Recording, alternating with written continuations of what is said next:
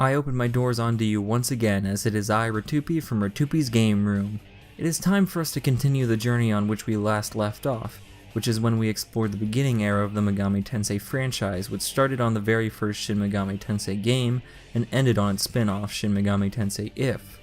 Today we'll be taking a long look in the middle era for the Shin Megami Tensei franchise, which is one of the most fondly remembered eras, which gave us some of the best titles in the franchise. Well, for the most part. Well, what happens is that most of us think that this era started with the release of Shin Megami Tensei 3 Nocturne in 2003, yet this isn't quite the case, because it technically started in 2002 with the release of Shin Megami Tensei 9, a game no one cared for, yet is considered a mainline game for some reason, presumably to make my job needlessly hard. All joking aside, however, 9 was developed by two studios, which explains why it's so strangely dissimilar from the rest of the games in the series. Obviously the game was developed by Atlus, but also assisting with development was Nextech, who are mostly known for the Dino Crisis games, which we all know was like the video game equivalent of Citizen Kane. The game was produced by Koji Okada and written by Nobutaka Shimizu, and directed by Kazunari Sakai. The demon artwork is from Kazuma Kaneko, and character art done by Yumasi Umetsu, who is best known for his work in the hentai action series such as Mezzo Forte and Kite, which you can bet Dingo Rocks that I have watched, maybe once. But I mean, he also is an animator on the Lupin the Third series, so it's not like I'm a complete degenerate, you psychos. Oddly enough, however, this game was developed as a sequel for the first Shin Megami Tensei game and a prequel to Shin Megami Tensei 2. Which, for whatever reason, became a trend with games in this era, and it showcases how survivors of the apocalypse find shelter in underground bunkers. Development on the game began in 2001 after talks about an SMT MMO were pushed around by Atlus. Originally it was titled Shin Megami Tensei Online, and the team was ready to create a massively multiplayer Shin Megami Tensei game. However, its producer, Koji Okada, wanted a single-player mode where players could get used to the controls and the world around them. The original concept for the game involved having players finding each other and either teaming up or battling each other depending on whatever their alignments were.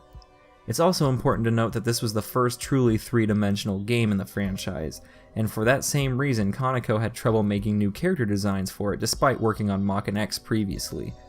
For this reason the team brought on Umetsu, which I talked about earlier, to help teach him while also drawing the game's characters. Now oddly enough the title was called Shin Megami Tensei 9, even though the previous game in the franchise was 2, and the reason for this lies in the game's 9 alignments. Okada wanted the main 3 alignments, Law, Chaos, Neutral, to be within the game, but he also wanted to have them branch out into different versions of themselves in the same vein of D&D, resulting in the titular 9 alignments. The game was initially rumored to be released for the PS2, but it was later announced in February to be released on the Xbox of all consoles, which is a truly odd move that eventually led to the game's failure.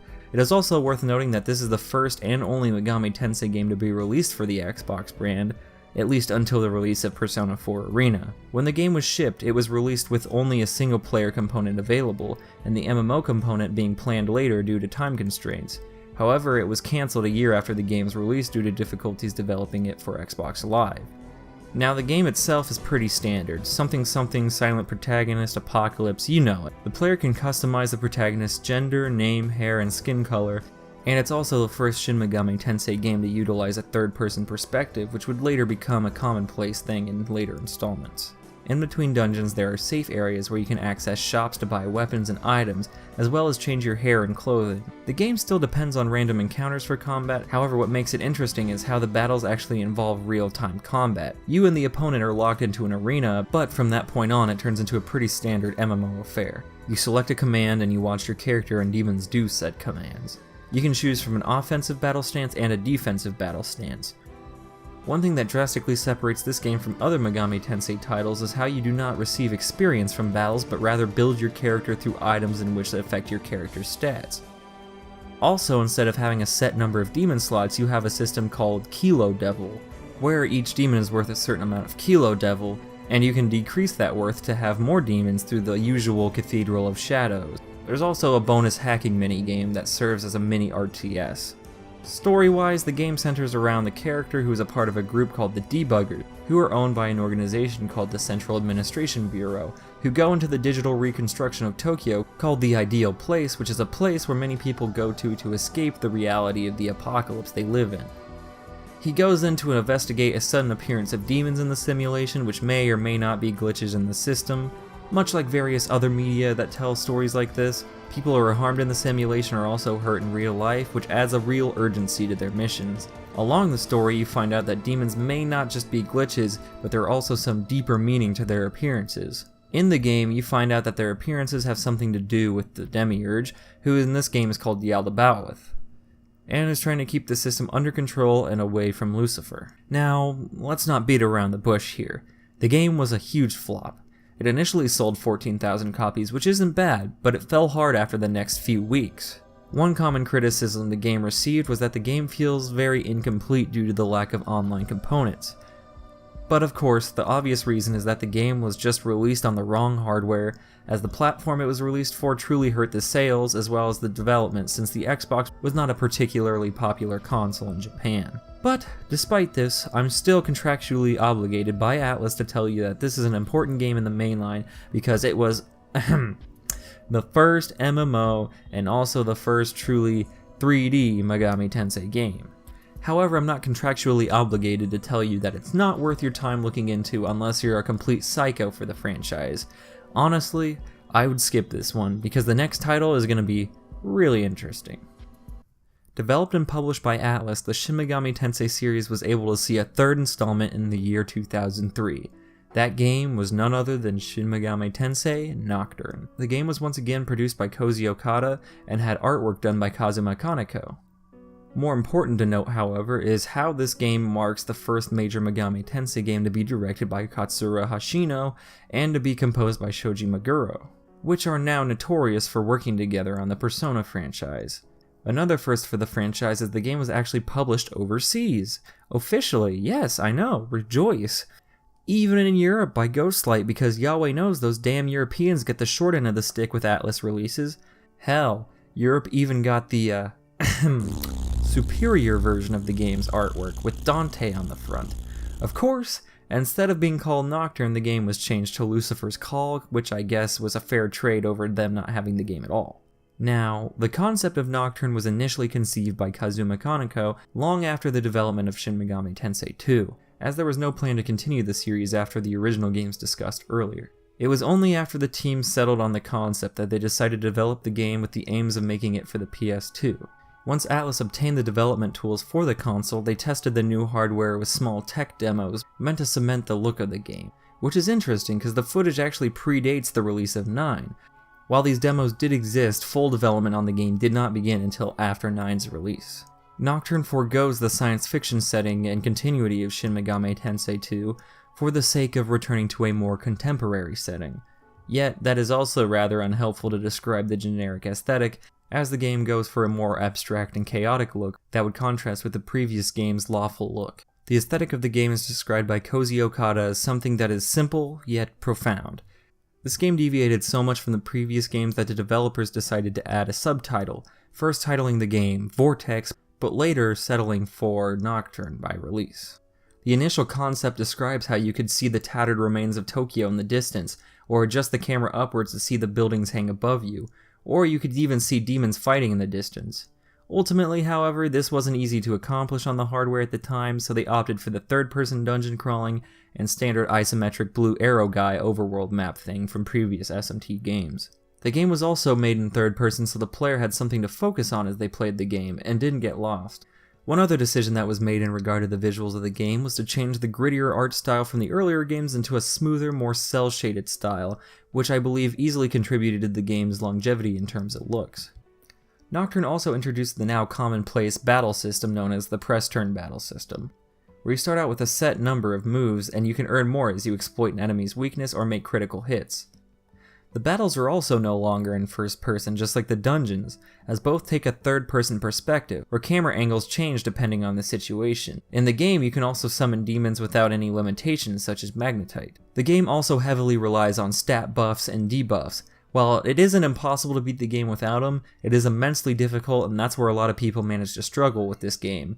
But once you get a hold of the buffs and debuff system and fuse demons regularly, the game should become relatively easy, but still provide enough challenge that you shouldn't grow bored. This is also the first mainline SMT game to include a character with magic skills. Magic skills are obtained through Magatamas, which are demonic parasites that fuel the protagonist's powers through the back of his neck. Each Magatama in the game provides certain stat boost and ailment affinities, along with providing new skills as you level up. Selecting the right Magatama for each battle is key whether or not you will win or lose. Megatamas can also be collected through various events and quests in the game, and you can collect them all in order to get the final ultimate Megatama, which nulls just about everything, and gives you a stat boost for almost every skill, at least in the Maniacs re-release of the game, which is also exactly the version that was localized in the West. The story starts off with the protagonist who is going with his friends to meet their high school teacher at the hospital. Then, as what usually happens when you enter the hospital, the end of the world happens. The entirety of Tokyo is turned into an inward dome where demons run rampant. You pass out after a mysterious child puts an insect thing called a Magatama into your eye socket, or mouth, or nose, or maybe urethra? I don't know, it could be anything. Anyway, you wake up covered in some sick tattoos and have a new horn sticking out of the back of your neck, probably to confirm my earlier theory, and you also realize that quite a bit of time has passed and your friends are long gone. But it isn't long until you catch back up with them and try to get to the bottom of the apocalypse. You soon learn that the world as you knew it is now dead, and it is up to the being with the strongest will to reshape the world as it's born anew. The game is unique in the fact that it got rid of the traditional alignments from previous games and instead went with the route of choosing a reasoning for recreating the world. While the reason system was unique, and it still had lots of hints of underlying themes and alignments, in the sense that it translates to the basic doctrine of freedom against security and instead relies on telling the story about modern philosophy and how the world should be specifically run. The game was very positively received from both fans and critics, even winning RPG of the Year by the now defunct G4 TV. It quickly became a cult hit in the West, becoming the first mainline game to officially be translated for American audiences. The game was also very well received and it managed to stay on top of the selling charts for its release. However, in the eyes of the producer, Koji Okada, the game did not quite have the impact it deserved, which resulted in his departure from the company, a decision that would eventually change the course of the franchise for a while. As this was happening, a new team was being formed that would create new content for the eventual 2 new re-releases of the game. The team was headed by Kazuyuki Yamai, and it became known as Team Maniacs in honor of their first game, Shin Megami Tensei 3 Nocturne Maniacs Edition, because the Japanese sure love their complicated title. This re-release includes a whole new dungeon, an ending, and even Dante from the Devil May Cry series, because why the fuck not? Another version of the game was made much later down the line to promote the new Raito Kuzunoha game, which essentially just replaces Dante with Raito. This version never left Japan though, so if you want to play it, you can look up for a translation patch that was just recently released. Now, the franchise would not get another proper installment until after 6 whole years, but there's one more game that I'd like to talk about. After the online component of SMT9 was cancelled, Atlus started to play around with the idea of porting the game over to PC and finally having this part of the game come to light, which resulted in the conception of Shin Megami Tensei Imagine, the proper SMT MMO. Imagine was released on PC and was developed by Cave Entertainment and published by Atlus, with American servers being handled by Area Game. Just like 9, the game was set between the events of SMT1 and SMT2, because it's a must for these kind of games, I guess. The game was directed by Hajime Tanagawa, and the music utilized songs from previous Megami Tensei games being mixed by Kenichi Yoshikawa and Daisuke Matsumoto. The game has many similar features to 9, with just a few minor differences. The gameplay was heavily influenced by South Korean RPGs, which were very popular at the time like they are now. It took 9's combat and improved upon it. You can now dodge, block, and perform counters, and now you can actually level up without having to rely on items. The game was free to play, so there were plenty of microtransactions to go around, which was one of the major criticisms of the game. The game was initially being worked on by members of Atlus, but was later licensed to Cave so that they could take full creative control of it. Ironically, just like its predecessors, the developers cite the hardest aspect of the game as translating Kaneko's demon designs into 3D. The base content of the game is rather bare, and if you wanted anything unique or interesting to happen, you'd have to pay for them. The main character could be customized, and you could interact with other players around the world.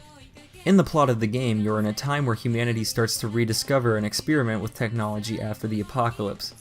One of the new things they discover during this time is that life isn't real at all, and it's just data, which leads to a new haven for humanity before the Tokyo Millennium, called Shinjuku Babel. This is where you live and train and become a demon hunter, only to get entangled in a battle between the Order of Messiah and the Ring of Gaia.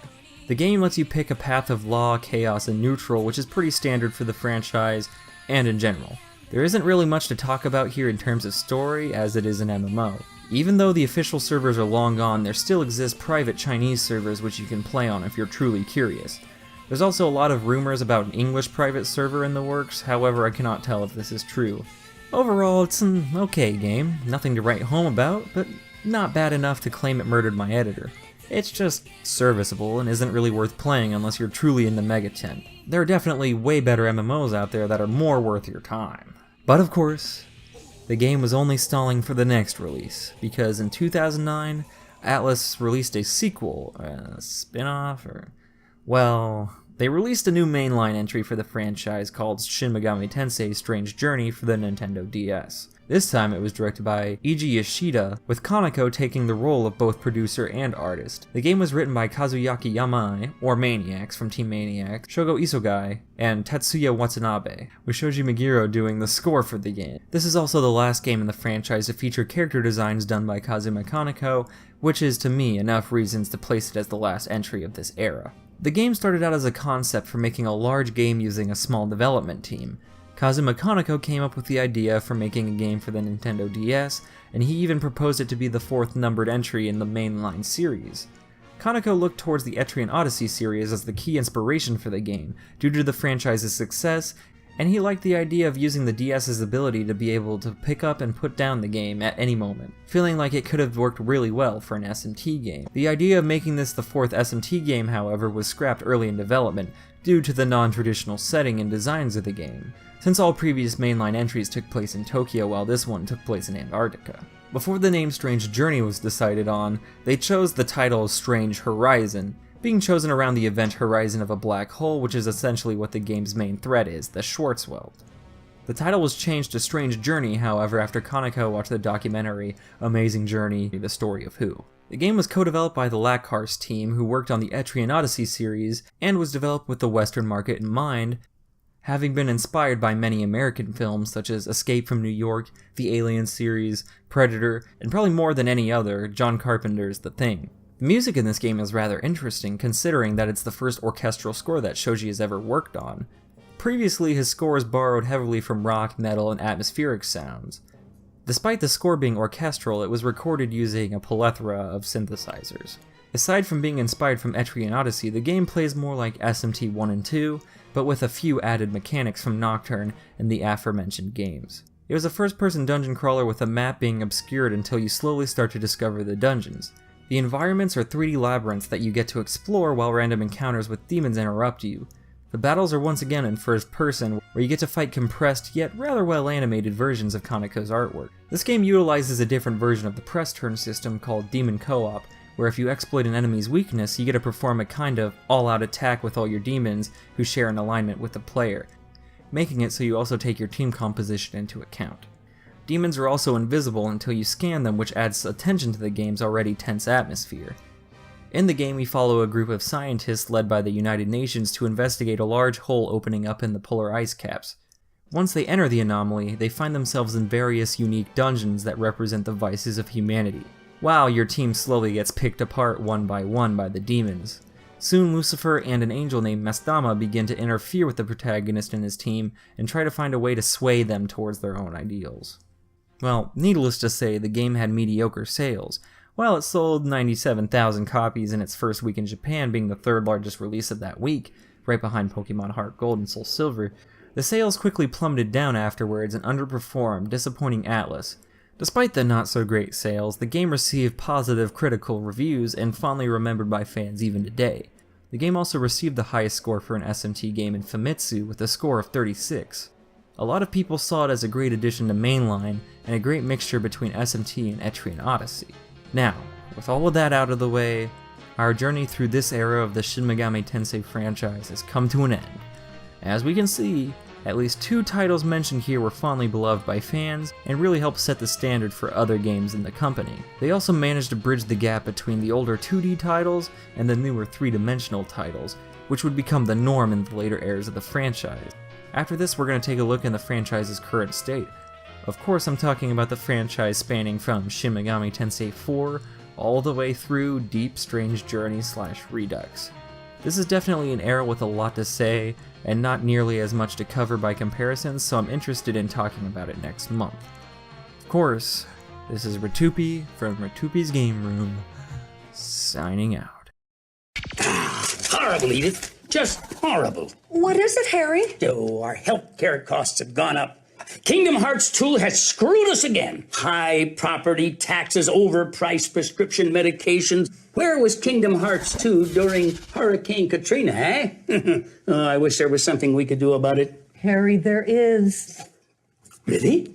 For the cost of sending an email, we can vote for Shin Megami Tensei Nocturne. But that's so much. Oh, but it's worth it. Shin Megami Tensei Nocturne would never take advantage of our innate gullibility. Ooh, that's good news. Thank you, Shin Megami Tensei Nocturne. Now, get me my supper, woman.